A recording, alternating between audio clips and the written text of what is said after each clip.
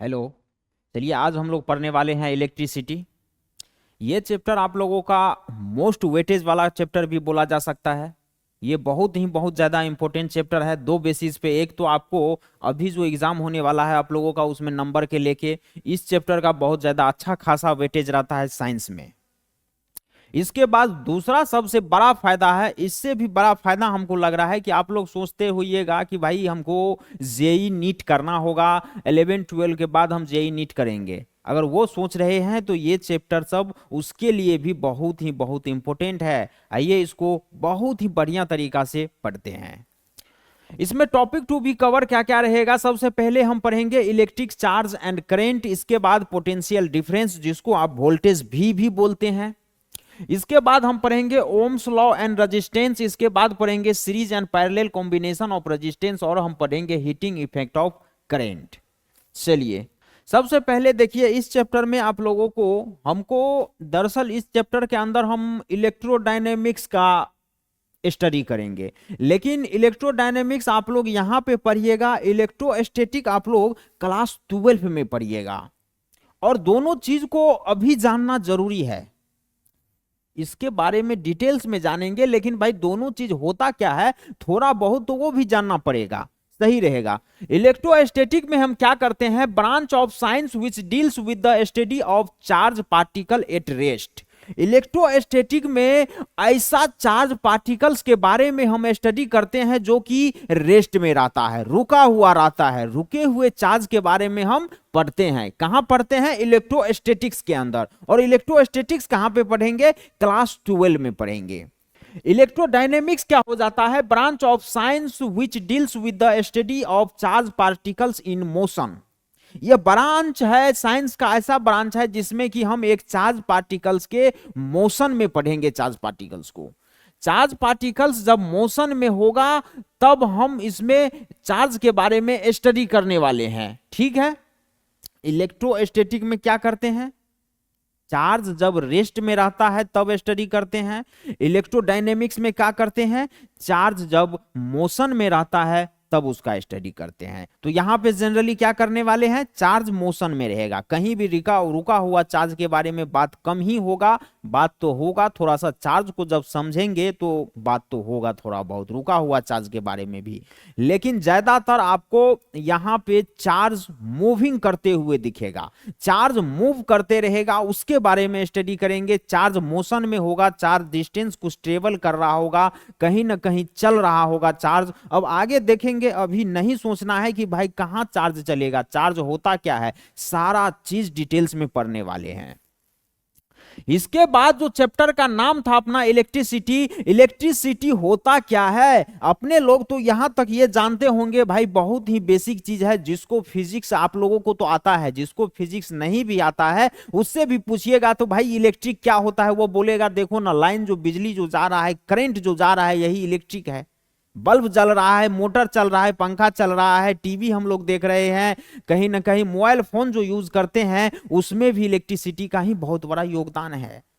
तो वहां तो हम लोग एक परसेप्शनी देखे हुए हैं और उसके बारे में ज्यादा कुछ उसके अंदर जो खेल चल रहा है, आखिरकार वायर से जब हम बल्ब को कनेक्ट कर देते हैं तो बल्ब जलने लगता है, लेकिन वो खेल क्या हो रहा है उसके अंदर में, जो वो फिनोमिना हो रहा है वो फिनोमिना क्या चीज हो रहा है, क्या वो इलेक्ट्रिक गुजर रहा है, इलेक्ट्रिक गुजर रहा है तो इलेक्ट्रिक होता क्या है, इलेक्ट्रिक कहते किसे हैं, उस वायर में ऐसा क्या होता है कि वहां पे बल्ब जलने लगता है, इस चीज को हम देखने वाले हैं। इलेक्ट्रिसिटी क्या होता है वो आज आप लोग पहली बार समझने जा रहे हैं। देख लीजिए, इलेक्ट्रिसिटी एक प्रकार का एनर्जी होता है। अब वो क्या एनर्जी होता है वो देख लेते हैं। Energy due to flow of charge is called electricity. Charge के फ्लो के कारण, चार्ज के मूवमेंट के कारण जो एनर्जी प्रोड्यूस होता है, जो एनर्जी बनता है, या ये कह लीजिए कि चार्ज के मूवमेशन के कारण, मूवमेंट के कारण जो एनर्जी बनता है उसको इलेक्ट्रिसिटी कहते हैं। इलेक्ट्रिसिटी क्या है, एक प्रकार का एनर्जी है। कैसा एनर्जी है सर, यह ऐसा एनर्जी है चार्ज के मोशन के कारण जो एनर्जी प्रोड्यूस होता है वो इलेक्ट्रिसिटी होता है। समझ में आ गया होगा। चैप्टर का नाम है। और यहां पे जैसे कि हम बोले इलेक्ट्रिसिटी के अंदर हम लोग इलेक्ट्रोडायनेमिक्स के बारे में ही ज्यादा बात करेंगे। और इलेक्ट्रोडायनेमिक्स के बारे में किस तरीके का बात करेंगे, जब चार्ज मोशन में होगा वैसा बात करेंगे। समझ में आ रहा होगा, कोई रॉकेट साइंस नहीं है। बहुत सारे स्टूडेंट को तो फिजिक्स के नाम से डर लग जाता है कि सर समझ में नहीं आ रहा है, कुछ कुछ पता नहीं चल रहा है। सारा चीज पता लग जाएगा, बने रहिए।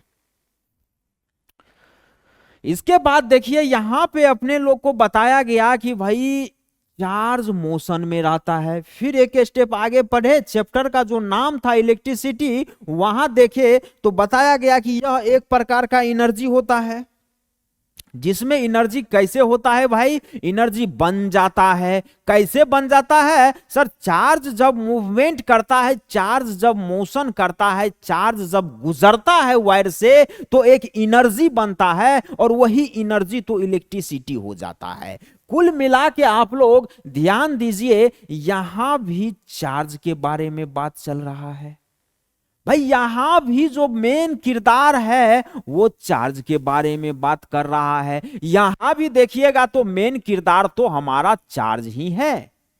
भाई यहां इलेक्ट्रोस्टैटिक में चार्ज रुका हुआ है, इलेक्ट्रोडायनेमिक्स के अंदर चार्ज मूव कर रहा है, और इलेक्ट्रिसिटी के अंदर तो जो मूव करता है चार्ज, उसी के कारण, चार्ज के मूवमेंट के कारण जो एनर्जी बनता है वही इलेक्ट्रिसिटी हो जाता है, वही इलेक्ट्रिक हो जाता है। वही आपके घरों में कुल मिला के जो आप बोलते हैं सर करंट दौड़ रहा है, करंट दौड़ तो रहा है, लेकिन हो क्या रहा है, बल्ब क्यों जल रहा है, एक प्रकार के एनर्जी के कारण जल रहा है। बल्ब जलने का इजोत लाइट होने का मेन क्या कारण है, पंखा चल रहा है, हमको हवा लग रहा है, टीवी हम देख पा रहे हैं, क्या है उसका भोजन, क्या खेल चल रहा है, इलेक्ट्रिसिटी के कारण ये सारे काम हो रहा है। और इलेक्ट्रिसिटी के पीछे क्या है, इलेक्ट्रिसिटी का तो एक नाम दे दिया गया, दरअसल उसके अंदर एक एनर्जी का खेल चल रहा है। और वो एनर्जी किसके वजह से हो रहा है, तो वो एनर्जी चार्ज के वजह से हो रहा है। कुल सेंटर पॉइंट में क्या आ गया कि भाई चार्ज का पोस्टमार्टम करना पड़ेगा कि ये चार्ज क्या चीज है। ये सभी बात चार्ज हर एक पॉइंट में इन्होंने चार्ज का बात कर रहा है। अपने को सबसे पहले चार्ज को समझना पड़ेगा। चार्ज को बहुत बढ़िया तरीका से समझने का कोशिश करेंगे। और चार्ज पे सोचिए जरा सा, आप लोग चार्ज पे सोचिए। चार्ज क्या हो जाता है, property which arise due to either excess or deficiency of electrons. अब देखिए चार्ज के लिए भी क्या रिस्पॉन्सिबल हो रहा है, चार्ज क्या है, एक प्रकार का प्रॉपर्टी है। सर किस तरह का प्रॉपर्टी है, ये ऐसा प्रॉपर्टी है जो कि इलेक्ट्रॉन के बढ़ जाने या इलेक्ट्रॉन के घट जाने से जो फिनोमिना हो रहा है, जो घटना हो रहा है, उसी को चार्ज कह देते हैं। अब देखिए भाई यहां तो अजीब तरह का सिचुएशन बन रहा है। भाई प्याज आप लोग देखे होंगे, एक छिलका हटाते हैं लगता है इसके अंदर कुछ मिलेगा, दूसरा हटाए फिर वैसा छिलका तीसरा हटाए। यहां ये बोल रहा था, फिर इसने बोला चार्ज पे जाओ, इसने भी बोला चार्ज पे जाओ, इलेक्ट्रिसिटी ने भी बोला चार्ज पे जाओ। अब चार्ज को पढ़ने आए तो ये बोल रहा है कि भाई इलेक्ट्रॉन पे जाओ, मैं भी कुछ नहीं हूं, मेरे अंदर भी एक देवता बैठा हुआ है। देख लीजिए कैसा खेल चल रहा है। तो यहां पे चार्ज के लिए, चार्ज क्या है, चार्ज एक प्रकार का प्रॉपर्टी है। क्या प्रॉपर्टी है, इलेक्ट्रॉन के बढ़ने या घटने के कारण जो है चार्ज बन जाता है। भाई इलेक्ट्रिक क्या था, एक प्रकार का एनर्जी था, कैसे बन रहा था, चार्ज के मोशन के कारण। चार्ज जब फॉलो हो रहा था, चार्ज जब गुजर रहा था वायर में, तो एनर्जी बन रहा था और वही इलेक्ट्रिसिटी हो जा रहा था। अब हम चार्ज को जब पढ़ने आए तो यहां तो अलगे खेला चल रहा है।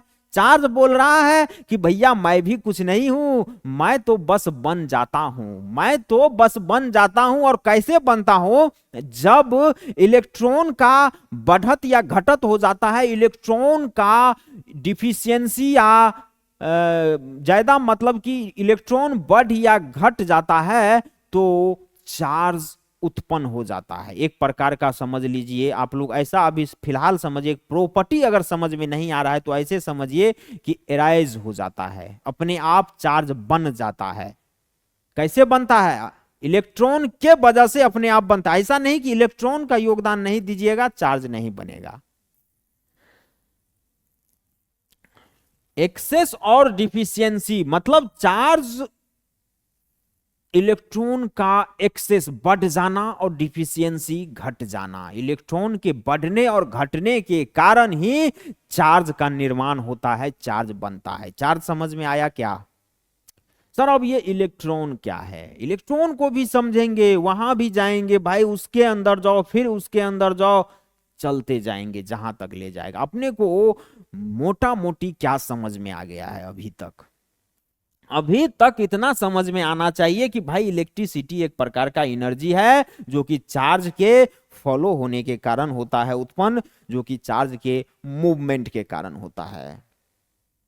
अब चार्ज को जब समझने आए तो क्या पता चला कि भाई ये सारा खेल तो इलेक्ट्रॉन कर रहा है। इलेक्ट्रॉन के बढ़ने या घटने से चार्ज उत्पन्न हो जाता है, चार्ज बन जाता है। समझ में आ रहा होगा। अब देख लीजिए यहां पे चार्ज को समझ लेते हैं। चलिए यहां पे एक एटम होता है, मान लीजिए एटम के अंदर आप लोग केमिस्ट्री में क्या पढ़े हैं? एटम के अंदर आप लोग देखे होंगे कि प्रोटॉन्स होता है और इलेक्ट्रॉन्स होता है। प्रोटॉन्स कैसा चार्ज है? पॉजिटिवली चार्ज होता है। प्रोटॉन्स और इलेक्ट्रॉन्स निगेटिवली चार्ज होता है। मान लीजिए ये एक एटम है, इसके अंदर अपने को प्रोटॉन P प्लस हो जाता है पॉजिटिव चार्ज और इलेक्ट्रॉन निगेटिवली चार्ज होता है। एटम के अंदर हम क्या बोल सकते हैं? एटम के अंदर अपने को प्रोटॉन इजकल टू इलेक्ट्रॉन मिलता है। प्रोटॉन इजकल टू इलेक्ट्रॉन मिलता है।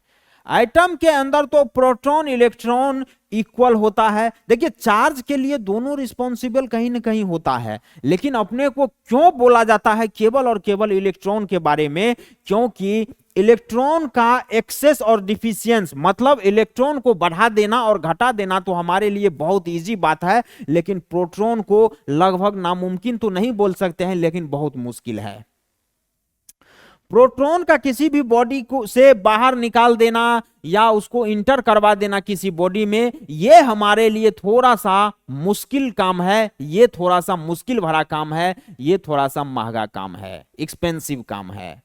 लेकिन इलेक्ट्रॉन को हम इजीली एग्जिट करवा सकते हैं किसी बॉडी से और किसी बॉडी में इंटर करवा सकते हैं। इसीलिए दरअसल हमको यहाँ पे जो चार्ज के बारे में जो बताया जा रहा है वो मेनली क्या है? इलेक्ट्रॉन पे बेस्ड है। इलेक्ट्रॉन के बढ़ने और घटने के कारण जो चार्ज बन जाता है, चार्ज का एराइज हो जाता है, चार्ज पैदा ले लेता है, चार्ज उत्पन्न हो जाता है, वो इसी के चलते बताया गया है। किसी भी बॉडी में number of protons equal to number of electrons होगा। अगर ये बॉडी है, इस पे हमको आप बिना कुछ बोले बोलिएगा चार्ज, तो भाई इलेक्ट्रॉन और प्रोटॉन इक्वल है, न्यूट्रल बॉडी है। लेकिन आगे और जानेंगे, यहां भी आप जान लीजिए, मान लीजिए कि ये एक प्रकार का आपके पास ये कोई कंडक्टर बॉडी है, कंडक्टिंग बॉडी है, और कंडक्टिंग बॉडी है तो यहां पे हम ये बोल देते हैं कि भाई बाहर से इसमें हम प्रोटॉन और न्यूट्रॉन तो इक्वल है, इसके पास number of proton equal to number of proton है। लेकिन प्रोटॉन का बात क्यों नहीं कर रहा है? इलेक्ट्रॉन का बात क्यों कर रहा है? इलेक्ट्रॉन का बात इसलिए कर रहा है, हम जैसे कि आप लोग को बता दिए, इलेक्ट्रॉन का बढ़ाना घटाना हमारे लिए इजी हो जाता है। यहां से अगर इस बॉडी को इलेक्ट्रॉन क्या होता है? निगेटिवली चार्ज होता है, निगेटिवली चार्ज होता है, याद रहेगा, इलेक्ट्रॉन मतलब निगेटिवली चार्ज होता है। इलेक्ट्रॉन पे आगे और बात करेंगे, यहां पे इतना समझ लीजिए, इलेक्ट्रॉन निगेटिवली चार्ज होता है, प्रोटॉन पॉजिटिवली चार्ज होता है। अगर इस बॉडी पे हमको मान लीजिए पॉजिटिव चार्ज लाना है तो क्या करेंगे? भाई पॉजिटिव चार्ज लाओगे, अगर मान लो यहां पे मान लो माइनस माइनस माइनस है, 3 ठो, प्लस प्लस प्लस है, ठीक है। अगर इसमें तुमको अभी तो माइनस प्लस कुछ भी नहीं है भाई, जीरो है, सभी एक दूसरे को कैंसिल आउट कर रहा है। अगर एक एग्जाम्पल है, समझने के लिए समझने का कोशिश करिए, यहां पे इस बॉडी पे अगर हमको प्लस लाना है तो क्या करना होगा भाई, एक बस माइनस कम हो जाए, कहीं से भी माइनस से ज्यादा प्लस हो जाए तो बॉडी पे प्लस आ जाएगा। बात को समझने का कोशिश करिए। अगर हम यहाँ पे ये वाला माइनस मान लो हटा दिए, ये वाला माइनस मान लो, आप लोग ये मत देखो, ये समझो कि हट गया, ये केवल 2 माइनस और 3 प्लस है। मतलब क्या किए, एक इलेक्ट्रॉन निगेटिवली चार्ज वाला इलेक्ट्रॉन को हम यहां से निकाल लिए, पॉजिटिव डोमिनेंस हो गया, पॉजिटिव का बढ़त हो गया, पॉजिटिव चार्ज बढ़ गया तो इस बॉडी पे पॉजिटिवली चार्ज बॉडी हो जाएगा, इस पे पॉजिटिव चार्ज का एराइज हो जाएगा, या आप ऐसे समझ लीजिए पॉजिटिव हो गया। अगर उसी तरीके से अगर इसको हमको निगेटिव में लाना है, इस चीज को, इस बॉडी को निगेटिवली चार्ज करना है तो क्या करेंगे भाई, एक पॉजिटिव को कम से कम तो हटाना पड़ेगा। निगेटिव, नंबर ऑफ निगेटिव और नंबर ऑफ पॉजिटिव में से जो चीज हमको अगर इस पे निगेटिव लाना है तो नंबर ऑफ निगेटिव कम से कम एक ज्यादा कर सकते हैं, ज्यादा से ज्यादा 2 10 20 आप कितना भी निगेटिव ज्यादा कर लीजिए, निगेटिव करने के लिए निगेटिव ही होगा, वो इतना हाईली निगेटिव होगा। लेकिन निगेटिव करने के लिए स्टार्टिंग में कम से कम एक पॉजिटिव तो खींचना पड़ेगा। क्यों खींचना पड़ेगा सर, क्योंकि 3 ठो निगेटिव था, 3 ठो पॉजिटिव था, एक निगेटिव हटाओगे तभी तो यहाँ 3 निगेटिव और 2 ही पॉजिटिव बचेगा, तो निगेटिव बढ़ जाएगा, निगेटिव ज्यादा होगा तो इस बॉडी पे निगेटिव आ जाएगा। समझाने का ये बात कर रहे हैं हम कि अगर इस बॉडी पे अभी कोई चार्ज नहीं है, लेकिन इसको अगर निगेटिवली चार्ज करेंगे, निगेटिवली चार्ज करना चाह रहे हैं तो क्या करेंगे भाई, इसको इलेक्ट्रॉन दे देंगे। इलेक्ट्रॉन निगेटिव चार्ज होता है, निगेटिव इसको करना है तो और बाहर से इसको निगेटिव देंगे तभी तो ये निगेटिव होगा। यहां पे हम क्या करेंगे, यहां पे इलेक्ट्रॉन इसको देंगे। मान लीजिए एक ये आपके पास कोई कंडक्टिंग बॉडी है और इसमें अगर आप पॉजिटिव लाना चाहते हैं, पॉजिटिवली चार्ज करना चाहते हैं, इस बॉडी को पॉजिटिव चार्ज इसके आउटर मोस्ट शेल पे एराइज करना चाह रहे हैं तो आपको क्या करना पड़ेगा भाई, पॉजिटिव करने के लिए बाहर से आप कुछ नहीं कर सकते हैं, इसमें से हम इलेक्ट्रॉन निकाल सकते हैं। सर ऐसा नहीं हो सकता है कि प्रोटॉन दे देंगे, क्योंकि प्रोटॉन तो पॉजिटिव चार्ज होता है ना, प्रोटॉन तो पॉजिटिव होता है, प्रोटॉन दे देंगे तो नहीं होगा। देखिए होने के लिए वो पॉसिबल, ये नहीं कह सकते हैं कि नहीं है, लेकिन ऐसा भी आप बोल सकते हैं कि लगभग पॉसिबल नहीं है, इम्पॉसिबल ही है लगभग। प्रोटॉन के साथ हम खेल नहीं कर पाते हैं। साइंटिस्टों ने देखा, फिजिशियनों ने देखा कि भाई प्रोटॉन के साथ छेड़छाड़ करना थोड़ा सा कठिन हो रहा है, तो उन्होंने पढ़ने के लिए और एक्सपेरिमेंटल बेसिस पे भी बहुत सारे लैब में भी, आप लोग जब हायर क्लास में जाइएगा वहां एक्सपेरिमेंट करिएगा तो वहां इलेक्ट्रॉन का खेल चलेगा केवल। अभी से इसीलिए अपने लोग आदत डाल लेते हैं और पढ़ने का अभी से आप इस तरीके से कोशिश करिए कि हम छेड़छाड़ केवल और केवल इलेक्ट्रॉन के साथ करेंगे। भाई अगर हमको बोला गया कि आप प्रोटॉन के साथ छेड़छाड़ नहीं कर सकते हैं, लेकिन इस पे पॉजिटिव भी लाना है, पॉजिटिव चार्ज एराइज करना है, तो भाई पॉजिटिव के लिए तो प्रोटॉन रिस्पॉन्सिबल है, लेकिन एक काम तो कर ही सकते हैं ना। अगर निगेटिव को बाहर खींच लेंगे तो वहां बचेगा क्या भाई। शुरू में कोई बॉडी दिया गया, आपको क्या सोचना है, इलेक्ट्रॉन प्रोटॉन इक्वल है, electron number of electron equal है नंबर ऑफ प्रोटॉन के। शुरू में इतना सोचना है, इससे ज्यादा कुछ सोचिएगा कुछ नहीं सोचना है। शुरू में आप लोग बस स्टार्टिंग में कोई बॉडी दिया, आपको तुरंत समझना पड़ेगा कि इलेक्ट्रॉन और प्रोटॉन इक्वल है। जब तक कि कुछ बोले ना कि भाई इलेक्ट्रॉन इस पे इतना है उतना है, वो तो क्वेश्चन वालों का काम होगा, वहां बोला जाता है। स्टार्टिंग में जब नहीं बोले, दोनों चीज आप इक्वल न्यूट्रल बॉडी मान के करिए। अब हम क्या करेंगे, यहां से अगर एक इलेक्ट्रॉन निकाल लेते हैं, अगर यहां से हम इलेक्ट्रॉन को बाहर कर देते हैं तो यहां पे पॉजिटिवली चार्ज हो जाएगा कि नहीं। नंबर ऑफ इलेक्ट्रॉन और नंबर ऑफ प्रोटॉन जब बराबर था, आपने इलेक्ट्रॉन निकाल लिया, अब तो नंबर ऑफ प्रोटॉन, एक प्रोटॉन बढ़ गया है, अब तो पॉजिटिवली चार्ज होगा ये बॉडी, बिल्कुल हो जाएगा। कुल मिला के क्या खेल समझ में आया कि भाई चार्ज का मतलब इलेक्ट्रॉन, चार्ज का मतलब इलेक्ट्रॉन, चार्ज का मतलब इलेक्ट्रॉन। इलेक्ट्रॉन कैसे, इलेक्ट्रॉन के बढ़ने या घटने से चार्ज एराइज हो जाता है, चार्ज उत्पन्न हो जाता है। इलेक्ट्रॉन के बढ़ने से arise due to charge property which arise due to either excess or deficiency of electron. Charge positive charge भी दिखाए हम, निगेटिव चार्ज भी दिखाए। पॉजिटिव चार्ज कब एराइज होता है? जब इलेक्ट्रॉन का कमी पड़ता है, जब इलेक्ट्रॉन निकल जाता है बॉडी पे पॉजिटिव चार्ज हो जाता है। जब बॉडी में इलेक्ट्रॉन का इंटर करवाते हैं, जब बॉडी में इलेक्ट्रॉन बढ़ाते हैं हम बाहर से, तो बॉडी क्या होता है? निगेटिवली चार्ज होता है। और दुनिया में केवल और केवल दो टाइप का चार्ज ही पॉसिबल है, पॉजिटिव चार्ज, निगेटिव चार्ज। आगे इसको देखेंगे, अभी रहने दीजिए। चार्ज को हम डिनोट करते हैं कैपिटल क्यू से। कभी आपको जरूरत पड़े तो ये क्यू स्मॉल क्यू भी ले सकते हैं, कोई फर्क नहीं भाई। चार्ज का आप तो एक डिनोशन ही कर रहे हैं ना। Charge is denoted by capital Q. Positive charge को प्लस क्यू, निगेटिव चार्ज को आप माइनस क्यू से डिनोट कर सकते हैं। Positive charge plus Q. आप अगर इस बॉडी से इलेक्ट्रॉन हटा रहे हैं तो ये बॉडी क्या है? प्लस क्यू है, पॉजिटिवली चार्ज है। बॉडी में इलेक्ट्रॉन दे रहे हैं मतलब क्या है? निगेटिवली चार्ज बॉडी है। समझ रहे हैं बात को? समझने का कोशिश करिए। SI unit of charge is coulomb, capital C. SI unit charge का क्या हो जाता है? कूलम्ब हो जाता है। याद रखिएगा, ये सब ऑब्जेक्टिव में आ सकता है। SI unit of charge, charge का प्रॉपर्टी को हम देखें, चार्ज क्या होता है, चार्ज का डिनोट कैसे करते हैं, और चार्ज का एसआई यूनिट क्या होता है। चार्ज का SI unit coulomb, capital C. Charge capital सी।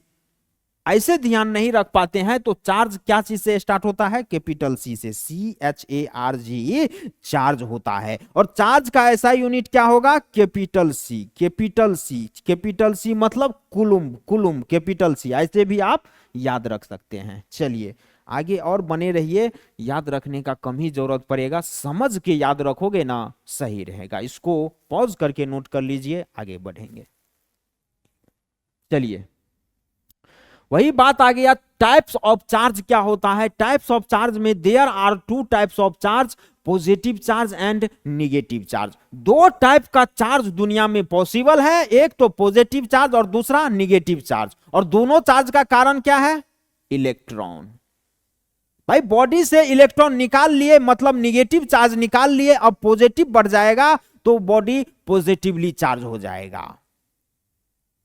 बॉडी में इलेक्ट्रॉन को डाल दिए, निगेटिव चार्ज को बढ़ा दिए, कहीं ना कहीं इलेक्ट्रॉन क्या होता है? निगेटिवली चार्ज होता है। इलेक्ट्रॉन को बढ़ा दिए मतलब बॉडी निगेटिव चार्ज हो जाएगा। पॉजिटिव चार्ज हमने बोला और निगेटिव चार्ज, दो टाइप्स का चार्ज होता है। लेकिन पॉजिटिव चार्ज होता क्या है? Charge due to more protons than electrons, positive charge बोला जाएगा। पॉजिटिव चार्ज क्या होता है? ज्यादा प्रोटॉन्स होने के कारण, इलेक्ट्रॉन से ज्यादा प्रोटॉन्स होगा, बॉडी पॉजिटिव चार्ज हो जाएगा। समझे बात को? ये तो पहले ही हमने दिखा दिया भाई। किसी भी बॉडी के पास इलेक्ट्रॉन इक्वल टू प्रोटॉन है, number of electron equal to number of proton है। लेकिन अगर बॉडी पॉजिटिव चार्ज हो रहा है तो कहीं ना कहीं इलेक्ट्रॉन से ज्यादा नंबर ऑफ प्रोटॉन है उस बॉडी के पास, तभी तो वो पॉजिटिव चार्ज है, बॉडी पॉजिटिवली चार्ज है। चलिए निगेटिव चार्ज क्या होता है? Charge due to more electrons than protons. Negative charge कब होगा बॉडी? जब चार्ज, कैसा चार्ज होगा? जब निगेटिव इलेक्ट्रॉन्स जो है ज्यादा होगा प्रोटॉन से, तब बॉडी निगेटिवली चार्ज होगा। देखिए यहां पे ये कोई कंडक्टिंग बॉडी है और यहां पे हम बोल दिए कि भाई 6 प्रोटॉन है P+ और 6 इलेक्ट्रॉन है। इलेक्ट्रॉन को लिखने का E पे ऊपर में माइनस और प्रोटॉन को लिखने का P पे ऊपर में प्लस होता है, ये इसका डिनोशन है। इलेक्ट्रॉन और प्रोटॉन अभी तो इक्वल है, लेकिन अगर इस बॉडी को तुम पॉजिटिवली चार्ज करोगे, पॉजिटिव चार्ज का क्या मतलब बोल रहा है कि protons more than protons, protons ज्यादा होना चाहिए किससे? इलेक्ट्रॉन से। बॉडी पॉजिटिव चार्ज होगा मतलब प्रोटॉन्स ज्यादा होना चाहिए इलेक्ट्रॉन से। अरे रटने का जरूरत ही नहीं है, सोचो ना यार।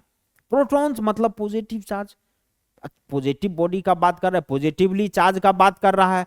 पॉजिटिव चार्ज कब होगा? जब प्रोटॉन ही ज्यादा होगा। किससे ज्यादा होगा यार? इलेक्ट्रॉन से ज्यादा होगा। दो ही चीज तो है अपने दुनिया में, protons electrons, positive charge negative charge. तो यहां पे अगर इस बॉडी को तुम पॉजिटिव करोगे, चार्ज पॉजिटिव करोगे, तो क्या करोगे? नंबर ऑफ प्रोटॉन्स ज्यादा होना चाहिए, और नंबर ऑफ प्रोटॉन्स क्या करोगे? बाहर से प्रोटॉन्स दे दोगे। वो पॉसिबल नहीं है, दिस इज नॉट पॉसिबल। मतलब इलेक्ट्रॉन को अगर हम निकाल लेंगे, यहां से एक इलेक्ट्रॉन को हम एग्जिट करवा दिए, अब 6 इलेक्ट्रॉन में से एक चल गया, तो कहीं ना कहीं 5 ही इलेक्ट्रॉन तो बचा। तो 5 इलेक्ट्रॉन है, 5 को निगेटिव चार्ज है और 6 को पॉजिटिव है। काट कूट के भी तो एगो पॉजिटिव चार्ज बच रहा है। भाई इलेक्ट्रॉन से ज्यादा नंबर ऑफ प्रोटॉन है कहीं ना कहीं, तो ये बॉडी पॉजिटिव चार्ज होगा कि नहीं होगा? By definition. अगर निगेटिव चार्ज में भी वही खेल करेंगे, अगर इस बॉडी में तुम इलेक्ट्रॉन दे दोगे, इलेक्ट्रॉन इसमें दे देते हैं तो 7 इलेक्ट्रॉन हो जाता है, और 6 प्रोटॉन से 7 इलेक्ट्रॉन, एक ज्यादा इलेक्ट्रॉन हो जा रहा है। अब क्या करोगे?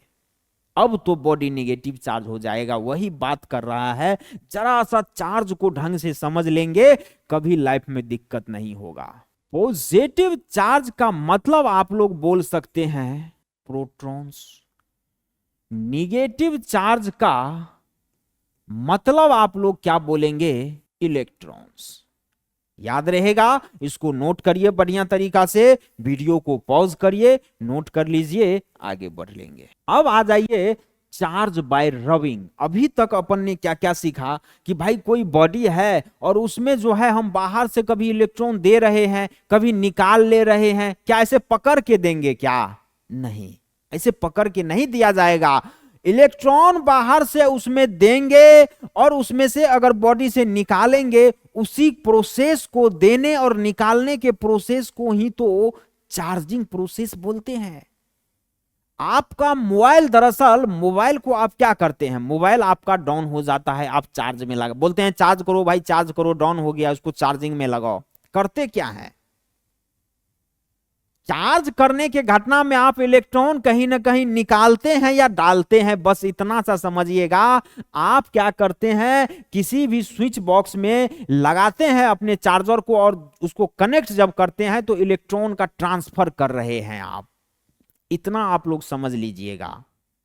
और वो जो अपन चार्जिंग करते हैं, उसी चार्जिंग को हम यहाँ पे प्रैक्टिकल बेसिस पे काम करने का कोशिश करेंगे। थोड़ा सा प्रैक्टिकल बेसिस पे समझने का कोशिश करेंगे कि कैसे हम किसी भी बॉडी में इलेक्ट्रॉन निकाल सकते हैं और इलेक्ट्रॉन डाल सकते हैं। चलिए, पॉजिटिव चार्ज कब होगा? कोई भी बॉडी को हम पॉजिटिवली चार्ज कब करेंगे? जैसे आप लोग हेडिंग से देख रहे हैं, रबिंग। रबिंग का मतलब क्या होता है? एक वस्तु दूसरे वस्तु पे रगड़ना। इतना समझ लीजिए, रगड़ना। समझ रहे हैं बात को? चार्ज बाय रबिंग, चार्ज किसी भी बॉडी को करेंगे रगड़ने के माध्यम से, रगड़ रगड़ के। चलिए, यहां पे आप लोग यहां ये समझ लीजिए कि charge on glass rod rubbing with silk cloth. चलिए, यहां क्या बोला जा रहा है? पॉजिटिव चार्ज बॉडी को करने वाले हैं। कैसे करेंगे? चार्ज जो है ग्लास रॉड पे रबिंग करते हैं। एक ग्लास रॉड ले लेते हैं, चलिए, और ये एक क्लॉथ। ये आपका क्या है? ग्लास रॉड है। ये आपका सिल्क क्लॉथ है। इस दोनों को जब हम रगड़े एक दूसरे पे, तो बॉडी हमारा पॉजिटिव चार्ज होना चाहिए। मतलब ये ग्लास रॉड जो है ये पॉजिटिवली चार्ज होना चाहिए। अगर इस दोनों को, ग्लास रॉड को लेकर के हम और सिल्क क्लॉथ रगड़े ग्लास रॉड को, तो यहां पे body, glass rod positively charge होना चाहिए। मतलब यहां पे बॉडी हमारा पॉजिटिवली चार्ज होना चाहिए, इस तरीके से बॉडी पूरा पॉजिटिवली चार्ज हो जाएगा। दरअसल खेल क्या होगा कहीं ना कहीं, भाई अपने को क्या पता है? अपने को तो बस इतना पता है भाई, चार्ज के लिए कौन रिस्पॉन्सिबल है? इलेक्ट्रॉन। चार्ज के लिए कौन रिस्पॉन्सिबल है? सोचो, याद करो, इलेक्ट्रॉन। क्या करता है इलेक्ट्रॉन, जब बॉडी में इलेक्ट्रॉन बढ़ जाए या घट जाए चार्ज का एराइज होगा। भले दो टाइप का चार्ज होता है, पॉजिटिव चार्ज और निगेटिव चार्ज, ये दोनों में से कोई एक चार्ज तो होगा। अभी देख लेते हैं, अगर हम रग रहे और इस पे पॉजिटिव चार्ज एराइज हो गया, बॉडी पॉजिटिवली चार्ज हो गया, मतलब क्या खेल हुआ होगा, इलेक्ट्रॉन यहां से मूवमेंट कर गया होगा। इलेक्ट्रॉन इस रड से निकल के सिल्क क्लॉथ में आ गया, मतलब इससे इलेक्ट्रॉन निकल के इसमें आया तो इस पे ग्लास रड पे तो पॉजिटिव चार्ज हो गया, लेकिन सिल्क क्लॉथ पे कैसा चार्ज होगा, इलेक्ट्रॉन आया है ना, निगेटिव चार्ज हो जाएगा। तो यहां पे निगेटिव चार्ज होगा कि नहीं होगा, यहां पे कहीं ना कहीं निगेटिव चार्ज हो जाएगा। सिल्क क्लॉथ, सिल्क क्लॉथ क्या हो जाएगा, निगेटिव चार्ज हो जाएगा। और इसी विधि को बोलते हैं चार्जिंग बाय रबिंग। रगड़ रगड़ के चार्ज करना, इसी चीज को बोलते हैं पॉजिटिव चार्ज। हम इस तरीके से किए, अब बॉडी कभी निगेटिव चार्ज कैसे होगा, इसके लिए भी देख लीजिए। चलिए, charge on plastic rod, charge on plastic rod rubbing with woollen cloth ले लेते हैं। ठंडी का महीना है, आप लोगों को थोड़ा फील आ जाएगा।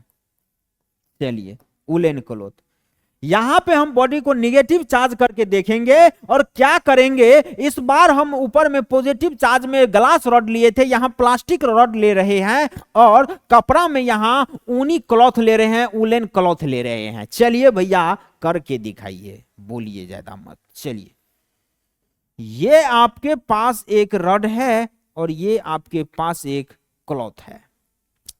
ये आपका कैसा रॉड है, प्लास्टिक रॉड है, प्लास्टिक रॉड है। और ये कैसा क्लॉथ है, वूलन क्लॉथ है।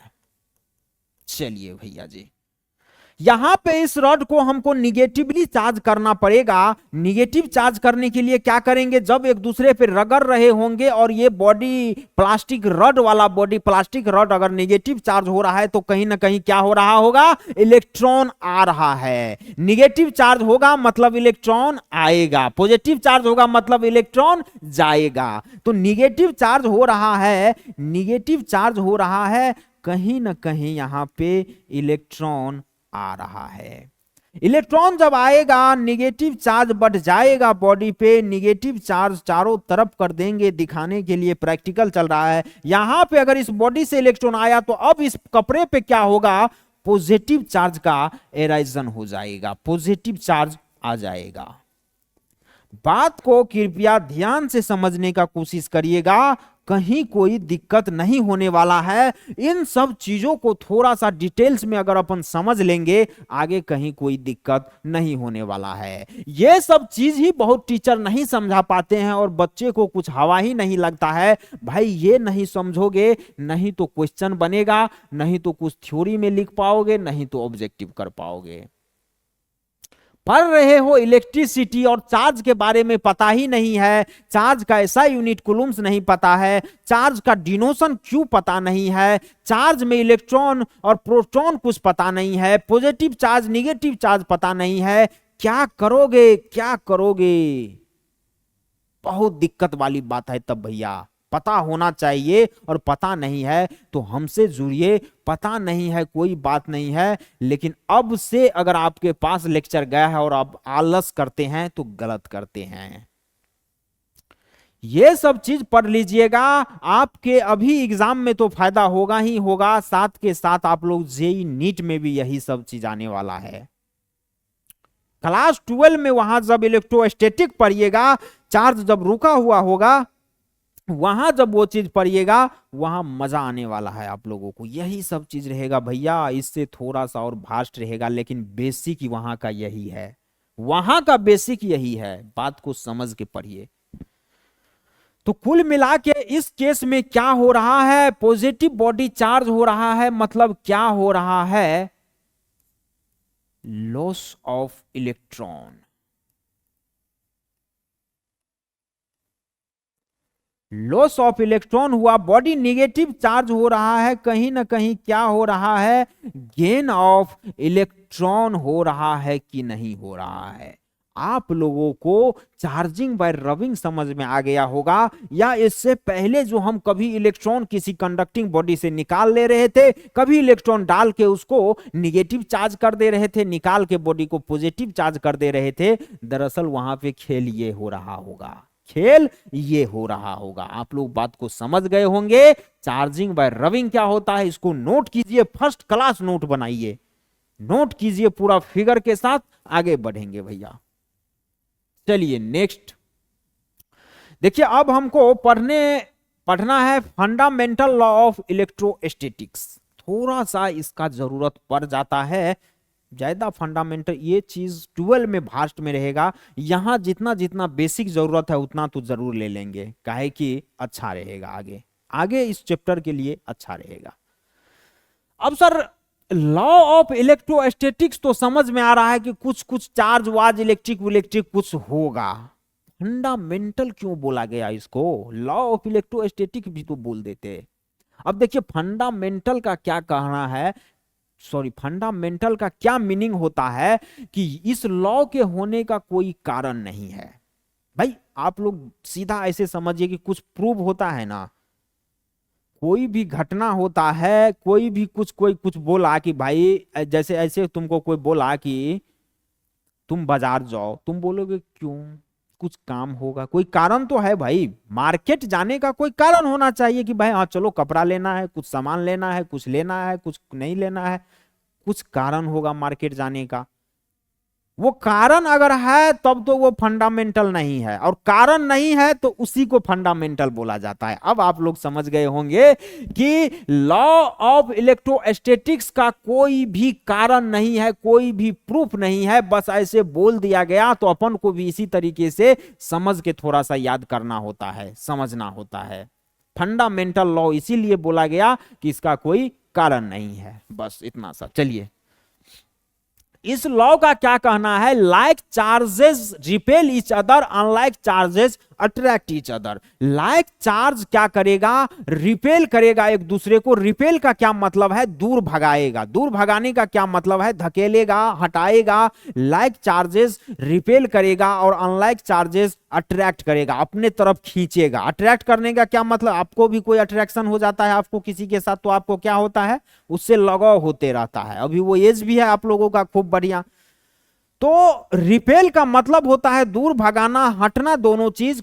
मतलब अभी आप लाइक और अनलाइक नहीं समझ रहे हैं तो ऐसे समझिए कि कोई भी, चलिए इसी को समझ लेते हैं। लाइक चार्ज का मतलब है कि कोई भी एक जैसा दो, आप दो लड़के हैं तो आप लाइक हुए, और एक लड़का एक लड़की है तो अनलाइक हुआ।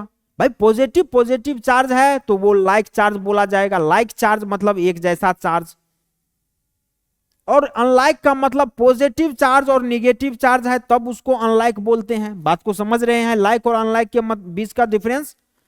लाइक चार्ज का मतलब है कि अगर कोई भी सेम नेचर का चार्ज होगा, मतलब पॉजिटिव पॉजिटिव चार्ज दो होगा, तो वो दोनों एक दूसरे को धकेलेगा, भगाएगा, दूर हटाएगा, रिपल्सन करेगा, रिपेल करेगा। ठीक है। निगेटिव निगेटिव दो चार्ज आप लेके आए, वो दोनों क्या करेगा, एक दूसरे को दूर भगाएगा। समझ रहे हैं बात को, वो दोनों क्या करेगा, दूर भगाएगा। अनलाइक चार्ज, अगर एक पॉजिटिवली चार्ज और एक निगेटिव चार्ज, दो चार्ज अगर एक में से पॉजिटिव एक निगेटिव आप साथ में थोड़ा डिस्टेंस पे नजदीक लेके आएंगे तो एक दूसरे को अट्रैक्ट करेगा, अपने तरफ खींचेगा, यही अनलाइक हुआ।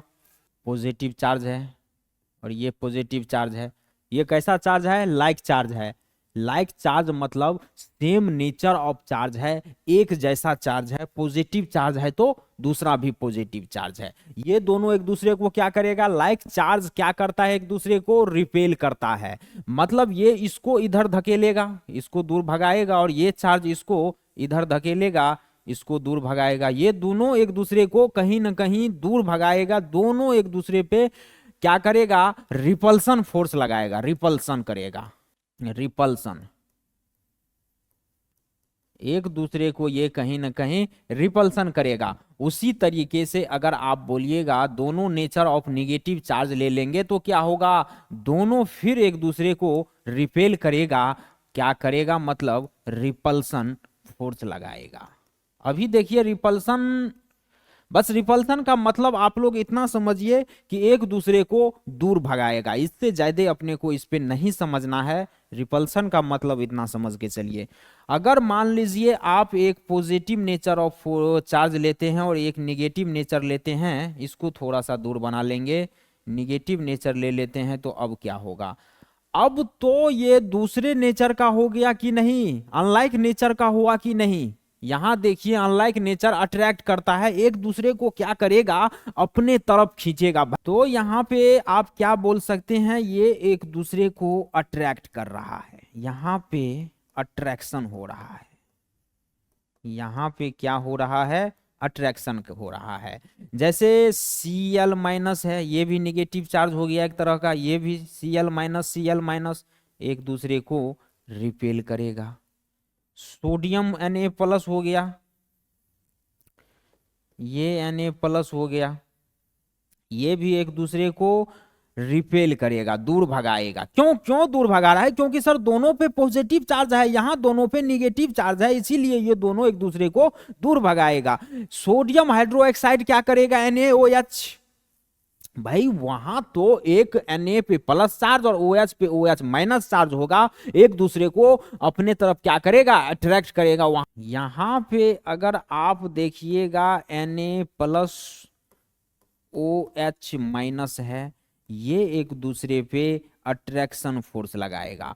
कुल मिला के यहां पे आपको क्या दिख रहा है भाई, सेम काइंड ऑफ चार्ज है, सेम लाइक चार्ज है। लाइक चार्ज मतलब एक नेचर का चार्ज है, तो एक दूसरे को भगा रहा है, एक दूसरे से दूर जा रहा है। और अगर अनलाइक चार्ज है, अगर मान लीजिए अपोजिट नेचर ऑफ चार्ज है, अपोजिट चार्ज है, निगेटिव और दूसरा पॉजिटिव है, या पॉजिटिव निगेटिव कुछ भी रहे, एक दूसरे का चार्ज रहे, अनलाइक चार्ज रहेगा, तो वो क्या करेगा, अट्रैक्शन करेगा, एक दूसरे को अपने पास खींचने का काम करेगा। यहां पे इतना समझ में आना चाहिए। क्या यहां से इस चीज से आप लोग क्या समझे, फंडामेंटल लॉ ऑफ इलेक्ट्रोस्टैटिक अपने को क्या कह के जा रहा है? इस लॉ का इतना सा कहना है भैया कि अगर दो चार्ज है और एक अगर पॉजिटिव एक निगेटिव है, तब तो बढ़िया बात है, एक दूसरे को खींचेगा, एक दूसरे से लव करेगा, एक दूसरे को बुलाएगा। लेकिन अगर पॉजिटिव और दूसरा भी पॉजिटिव है, तो वो एक दूसरे को भगाएगा, दूर भगाएगा। वो क्या, उसके अंदर क्या होगा, रिपल्सन का काम होगा। रिपल्सन और अट्रैक्शन को भी थोड़ा सा समझना पड़ेगा। दूर भगाने के काम को क्या बोलेंगे, रिपेल कर रहा है, भगा रहा है। और अट्रैक्शन मतलब क्या होता है, पास बुला रहा है। अट्रैक्शन के क्रिया को क्या आप बोल सकते हैं, अट्रैक्शन के प्रोसेस को क्या कह सकते हैं, कि भाई वो एक दूसरे को अट्रैक्ट कर रहा है, अपने तरफ एक दूसरे को खींच रहा है। यहां पे आपने देखा कि जब हम निगेटिव निगेटिव भी ले रहे हैं, ऐसा नहीं है कि दो दो पॉजिटिव ही ले रहे हैं तभी रिपल्सन हो रहा है, कोई जरूरत नहीं है। निगेटिव निगेटिव लोगे तो भी तो सेम नेचर का चार्ज हो गया, निगेटिव निगेटिव ले रहे हो तो भी सेम नेचर का चार्ज हो गया। यहां भी क्या हो रहा है, एक दूसरे को दूर भगा रहा है, ये रिपल्सन का काम यहां पे कर रहा है। इसी तरीके से सोडियम हाइड्रोक्साइड को लेके देखे, Na प्लस और OH माइनस में क्या हो रहा है, एक तो Na प्लस पॉजिटिवली चार्ज है और OH माइनस नेगेटिव चार्ज है। पॉजिटिव निगेटिव क्या करेगा, रिपल्सन करेगा, एक दूसरे को अपने तरफ खींचेगा, सॉरी अट्रैक्शन करेगा, एक दूसरे को खींचेगा। अब अपने को यहां पे थोड़ा सा समझना पड़ेगा कि किस तरीके से रिपल्सन और अट्रैक्शन करेगा। इतना तो समझ में आ गया ना, अभी उसको भी एक प्रैक्टिकल के वे में ही समझ लेंगे। एक छोटा सा प्रैक्टिकल अपन लोग कर लेंगे। यहाँ पे तो इक्विपमेंट नहीं है, लैब तो है नहीं भाई। इक्विपमेंट रहता तो इसको और डिटेल्स में हम दिखा देते कि इसके अंदर खेल क्या चल रहा है। चलिए यहाँ पे जितना पॉसिबल हो पाता है उतना हम लोग करने का कोशिश करते हैं। समझने का ही जरूरत है, तो चलिए समझ लेते हैं। एक बात बताइए, ये आप लोगों को क्या दिख रहा है?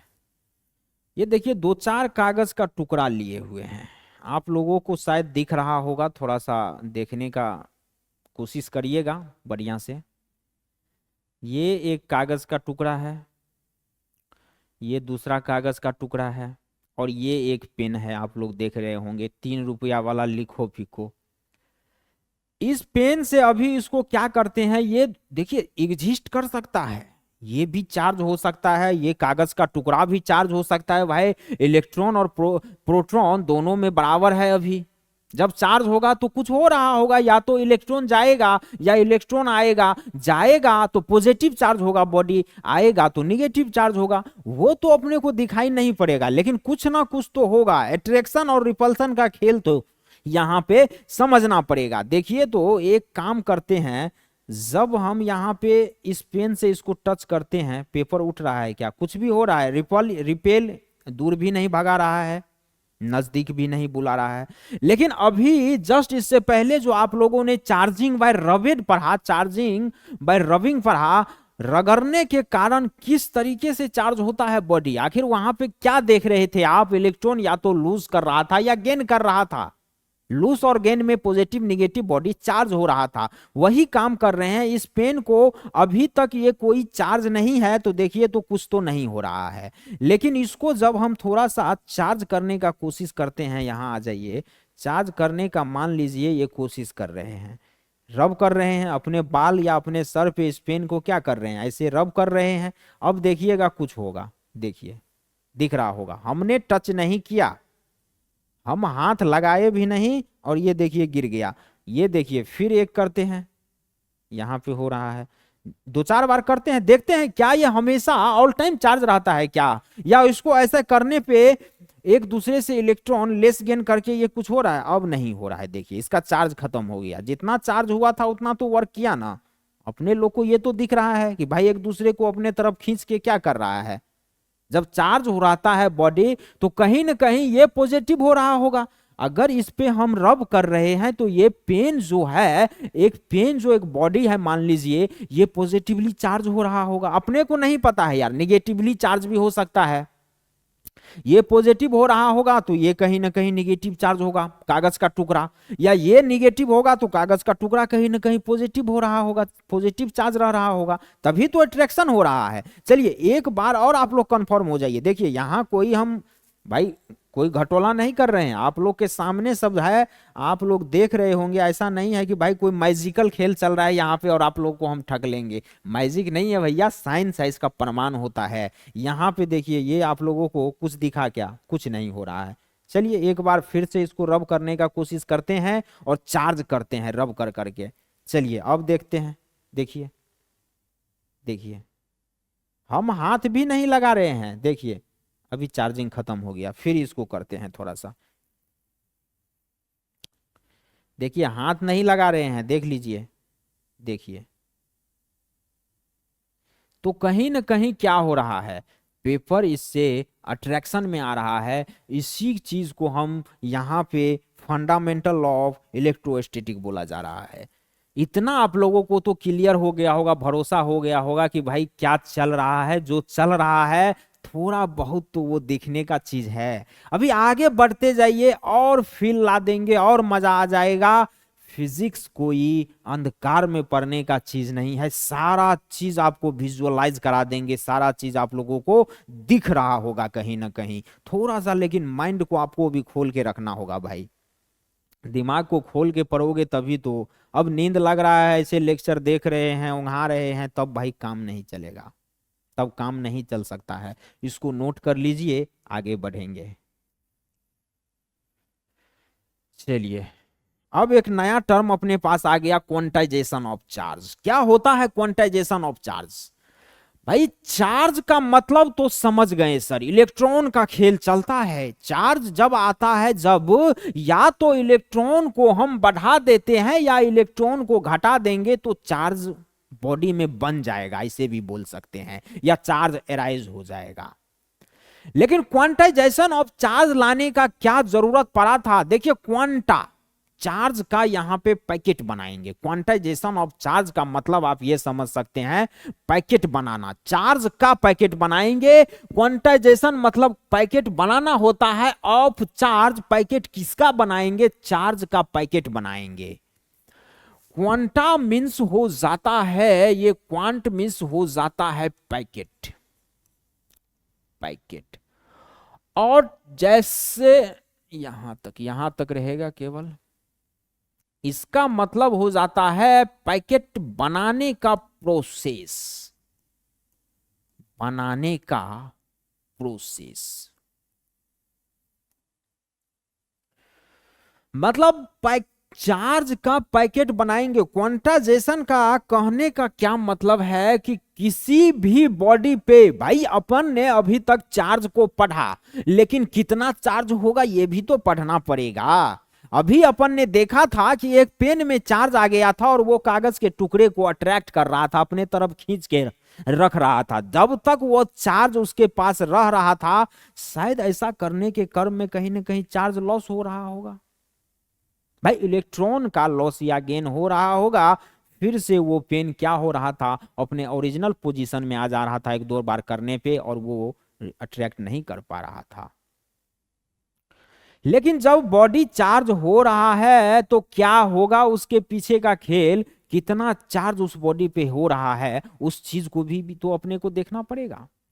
आखिरकार कोई बॉडी कितना चार्ज हो रहा है वो कैसे निकालोगे। मान लो एक बॉडी है, इस पे हम बोल दिए कि भाई कितना चार्ज है टोटल, वो बताओ, आप कैसे बताइएगा। क्वांटाइजेशन ऑफ चार्ज का कहने का क्या मतलब था, Q net is equal to N E. ये अपने पास एक बहुत ही इंपॉर्टेंट फॉर्मूला आ गया, इसको आप लोग याद रखने का कोशिश करेंगे प्लीज, बहुत बढ़िया रहेगा। इसको आप लोग याद रखेंगे, वेरी वेरी इंपॉर्टेंट फॉर्मूला है ये। जहां पे Q नेट क्या है, टोटल चार्ज है, टोटल चार्ज, टोटल चार्ज है। एन क्या है, यहां पे एन आपका number of electron, number of electron है। ई क्या है, ई आपका है charge of electron, charge of electron, charge of electron. और ई चार्ज ऑफ इलेक्ट्रॉन है, भाई एन तो समझ गए नंबर ऑफ इलेक्ट्रॉन है, लेकिन ई चार्ज ऑफ इलेक्ट्रॉन होता कितना है, चार्ज ऑफ इलेक्ट्रॉन का वैल्यू कितना होता है, ये आप लोगों को याद रखना होगा। चार्ज ऑफ इलेक्ट्रॉन हो जाता है 1.6 इंटू 10⁻19 कूलम। चार्ज का ऐसा यूनिट कूलम होता है, हम आप लोगों को पहले ही बता दिए हैं। तो चार्ज ऑफ इलेक्ट्रॉन हो जाता है, E इज इक्वल टू हो जाता है, चार्ज ऑफ इलेक्ट्रॉन हो जाएगा 1.6 इंटू 10⁻19 कूलम। इसको याद रखेंगे आप लोग बढ़िया तरीका से। अभी आपको क्या पता चला, चार्ज जो है एक क्वांटाइज्ड क्वांटिटी होता है। क्वांटाइजेशन नाम रखने के पीछे और दूसरा रीजन सुन लीजिए, चार्ज एक क्वांटाइज्ड क्वांटिटी है और ये इंटीग्रल मल्टीपल ऑफ इलेक्ट्रॉन होता है। जब भी चार्ज होगा तो इंटीग्रल मल्टीपल ऑफ इलेक्ट्रॉन होगा। और ये बात बहुत इंपॉर्टेंट है सर, समझ में तो नहीं आ रहा है इंटीग्रल मल्टीपल ऑफ इलेक्ट्रॉन क्या होता है। यहां पे आप ये भी बोल सकते हैं एन जो है बिलोंग्स हमेशा इंटीजर करेगा। इंटीजर क्या होता है सर, ये मैथ थोड़ी पढ़ा रहे हैं आप, मैथ भी तो आप लोग पढ़े होंगे। इंटीजर होता है पूर्ण संख्या, पूर्ण संख्या जो हो रहा होगा। इंटीजर मतलब 1/2 नहीं चलेगा, 1.5, 2.5, डेसिमल और फ्रैक्शनल नंबर नहीं चलेगा। 1 चलेगा, 2 चलेगा, 3 चलेगा, 4 पर इंटीग्रल नंबर जो भी होगा समझने का कोशिश करिए।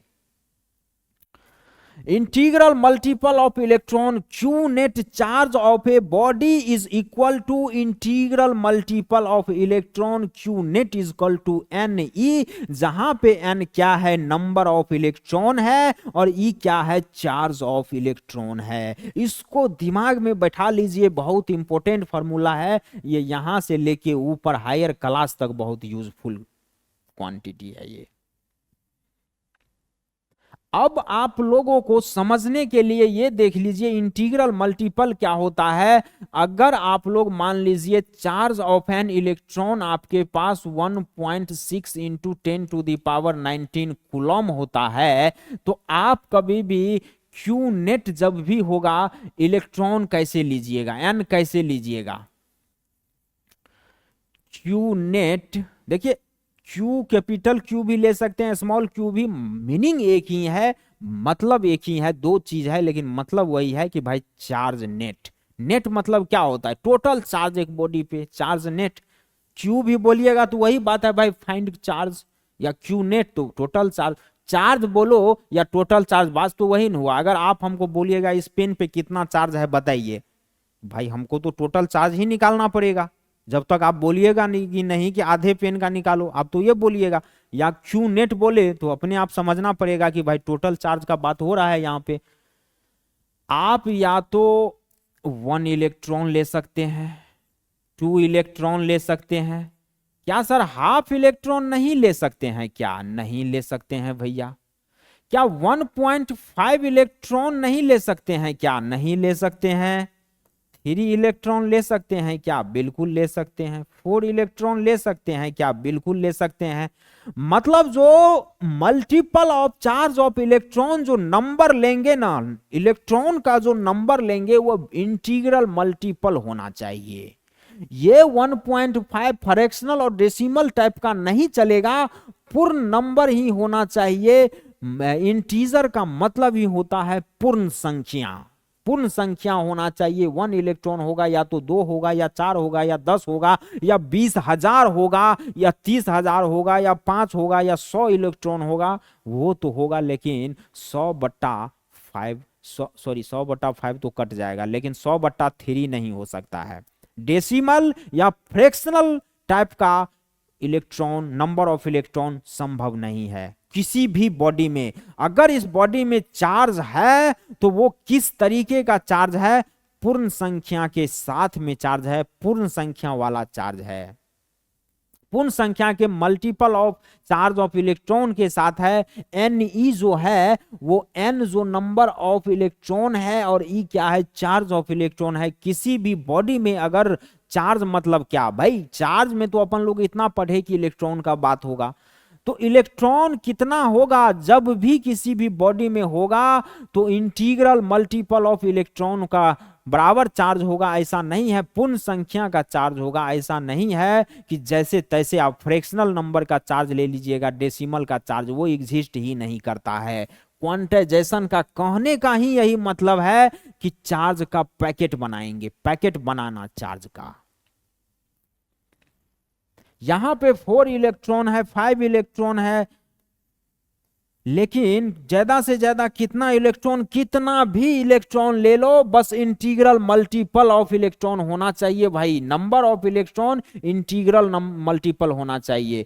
ये जो 5 और E ले रहे हैं तो ये मल्टीपल है कि नहीं? तो ये पूर्ण संख्या के साथ ही मल्टीपल होना चाहिए इलेक्ट्रॉन का, इंटीग्रल मल्टीपल होना चाहिए। कहां तक ले सकते हैं?